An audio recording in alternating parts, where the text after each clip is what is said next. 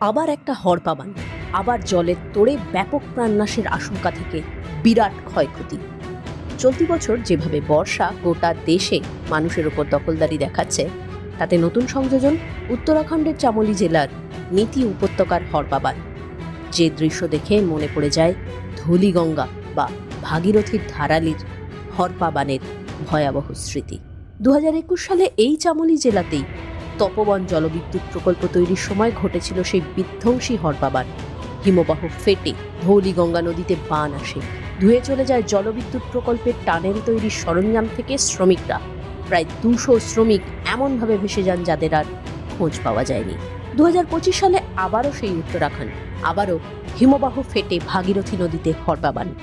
বানে এত বিপুল পরিমাণ কাদামাটি বয়ে নিয়ে আসে ভাগীরথী, যা জমা হয় ক্ষীরগড় আর ভাগীরথীর সংযোগস্থলে। গোটা একটা পাহাড়ি শহর ধারালি সেই আবর্জনা স্তূপে এমনভাবে ঢাকা পড়ে যায় যে গোটা শহরটাই ধুয়ে মুছে সাফ হয়ে যায়। চলতি বছরেই একাধিক হড়পাবানের সাক্ষী জম্মু ও কাশ্মীর, তবে উত্তরাখণ্ডের থেকে সেগুলির চরিত্র কিছুটা আলাদা। আচমকা হিমবাহ ভেঙে বা মেঘ ভাঙা বৃষ্টিতে আরও এক হড়পাবানের সাক্ষী উত্তরাখণ্ড সোমবার।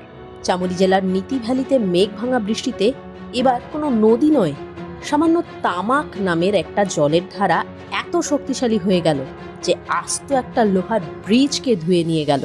প্রাণনাশের ঘটনা তেমন না ঘটলেও পরিবেশবিদরা একে অশনি সংকেত মনে করছেন।